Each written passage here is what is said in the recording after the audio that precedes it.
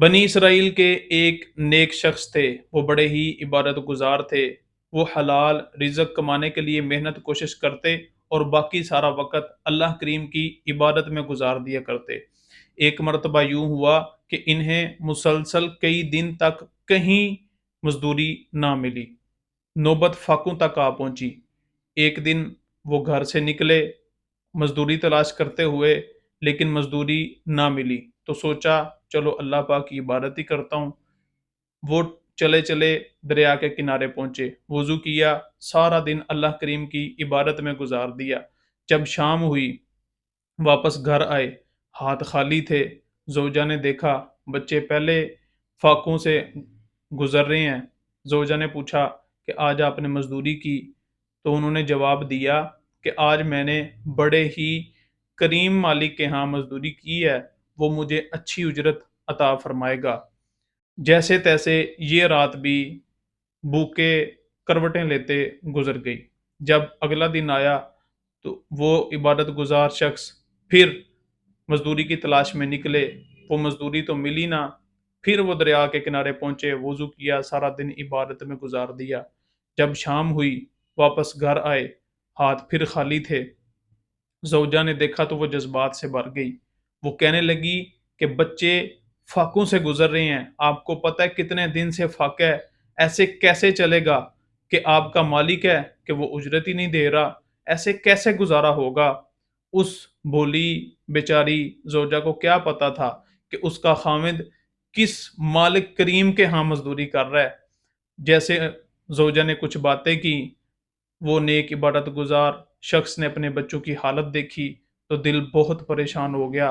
ساری رات سو نہ سکے، دل پریشانی کے عالم میں تھا۔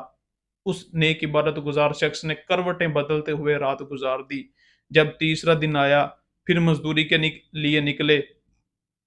آج پھر مزدوری تو ملی نہ۔ وہ دریا کے کنارے پہنچے، وضو کیا اور سارا دن رب العالمین کی بارگاہ میں عبادت کرتے ہوئے گزار دیا۔ اب سارا دن تو رب العالمین کی یاد میں مسرور رہ کر دل خوش تھا، وہ عبادت میں گزر گیا۔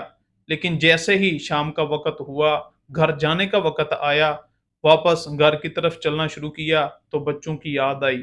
آج ہاتھ پھر خالی تھے، اب پیر بوجھل ہونا شروع ہو گئے۔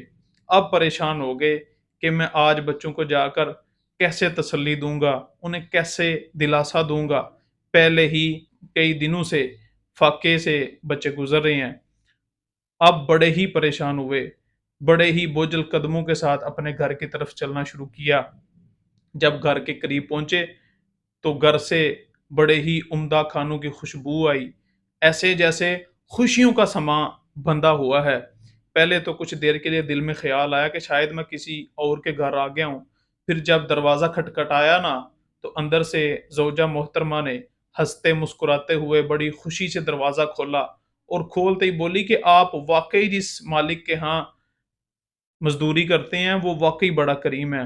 آج آپ کے جانے کے بعد اس کا قاصد آیا تھا، اس نے ہمیں کافی رقم بھی دی اور کھانے کی کافی چیزیں بھی دیں، اور اس نے کہا، اس نے یہ پیغام بھی دیا کہ تمہارا جب خامد گھر آئے تو اسے کہہ دینا کہ تمہارا مالک تمہارے عمل سے راضی ہے اور یہ تمہاری اجرت کا بدلہ ہے۔ اس سارے واقعے سے ہمیں کیا سیکھنے کو ملتا ہے کہ جو بھی بندہ نیک رستہ اختیار کر لیتا ہے نا تو اللہ کریم اس کے بگڑے سارے کام سنوار دیتا ہے۔